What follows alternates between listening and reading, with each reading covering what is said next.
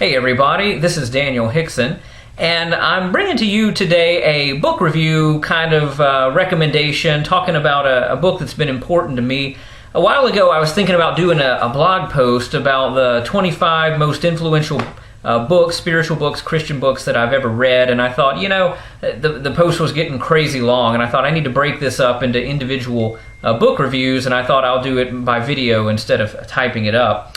So I'm wanting to introduce some books to you that you may have heard of, maybe not, that are really worth reading. And I may do some other book reviews just on books that I've read that are maybe important in terms of the conversation that maybe are not as important to me, but, worth reading. So anyway, one that I wanted to talk about today is this one, The Celebration of Discipline by Richard J. Foster. And I discovered this book in seminary. It was not part of the official curriculum, but I think it might have been a recommended reading in one of our classes, the spiritual formation class. And this book rocked my world. This book is amazing. What Richard Foster does, and this book was written probably in the late 70s, 1978, the first edition. It's been revised a couple of times. There are some elements of it that feel very 70s and kind of a little dated, but nevertheless, it's a great book, because what Richard Foster wants to do is go deeper into the Christian spiritual life. What are the practices? What are the spiritual disciplines? Thus the title, Celebration of Discipline. What are the holy habits? What are the ways of prayer? The ways of fasting, the ways of worship? What are the riches of our spiritual inheritance as Christians that are maybe being neglected or misunderstood, that he wants to gather up and reintroduce to the church?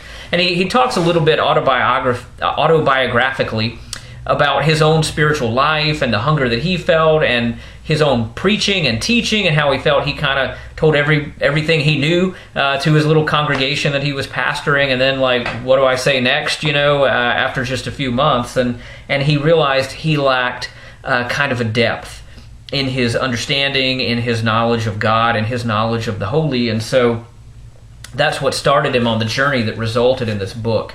And he divides it into three parts: the inward disciplines, which are meditation, prayer, fasting, and study; the outward disciplines, simplicity, solitude, submission, and service; and the corporate disciplines, confession, worship, guidance, and celebration, things you do with other people. And one of the great things about Foster's book, and one of the reasons that I frequently recommend it, I've led a church group through this book, is, and this is true of some of the other great teachers in the church that have influenced me. This is true of C.S. Lewis. It's true of John Wesley. Foster very consciously tries to take on the whole Christian tradition and find the jewels and the gems that are scattered all through the tradition. He himself is actually a Quaker.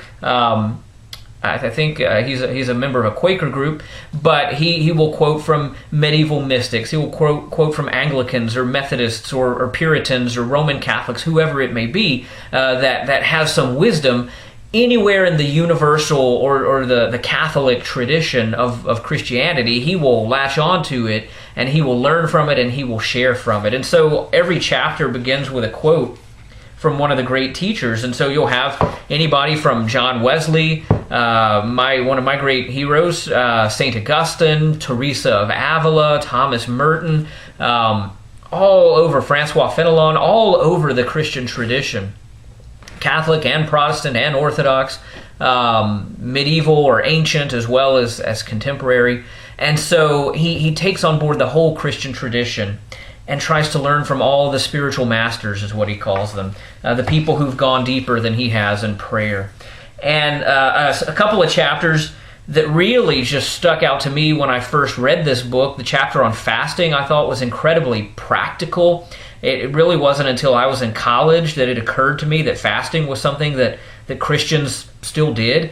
I knew about Lent and, giving up chocolate and stuff like that, but real fasting, like not eating any food, in my mind, that was like a way back in Bible times thing. And in college, I realized, hey, people still do this. And I started doing it. But the guidance he gives in that chapter is very practical about different lengths of fast and what to expect in your body and how to break your fast in a way that's healthy.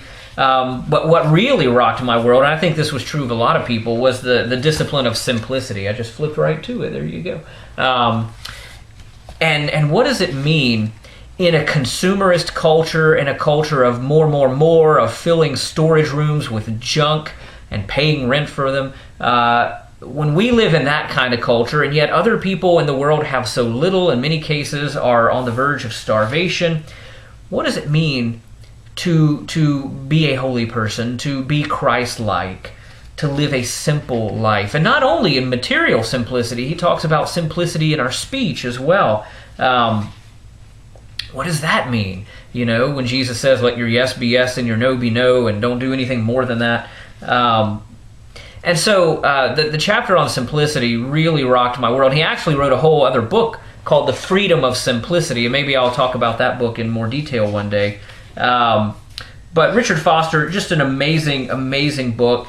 It is a book that, because he draws from the whole tradition of the Universal or the Catholic Church, has a broad appeal, an ecumenical appeal. And so you'll find Baptists or Methodists or Anglicans or Roman Catholics all reading Richard Foster and really profiting from what he has written.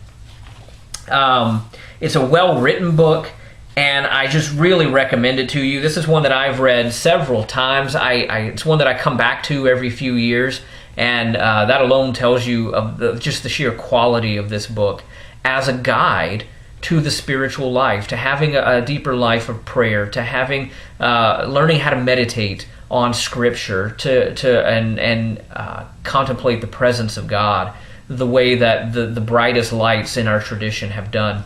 I think this book burst on the scene at a time when a lot of Christians were exploring kind of Eastern religions and Eastern spiritualities. Buddhism and Hinduism and Baha'i and all this were kind of, in the 70s sort of popular, and the New Age movement was going on. And one of the reasons I think that was happening is because, especially in Protestantism, but maybe in post-Vatican II Catholicism to some extent as well, much of the treasures of our tradition, of our patrimony and heritage as Christians, was simply being neglected. And it wasn't being taught, it wasn't being introduced to people.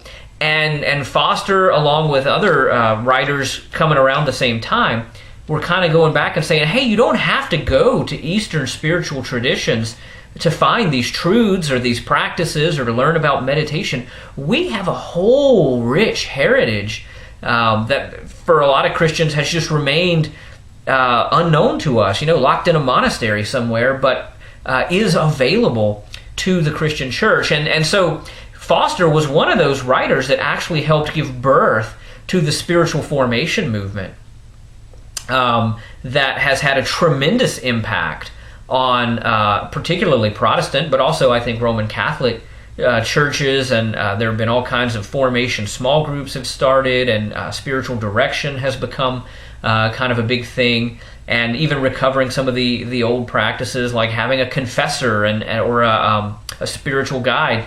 All of that is something that has been recovered because of the efforts of people like Richard Foster. So Celebration of Discipline, I can hardly say enough to recommend this book. And it really, if you haven't read it, it's well worth the read. And if you have read it, it's well worth the reread. And so that's one that I am going to definitely come back to again if I live long enough, God willing, and I'm sure find new discoveries and new delights in these pages. So that's all for this one. And until we connect again, may the Lord bless you and give you peace. Amen.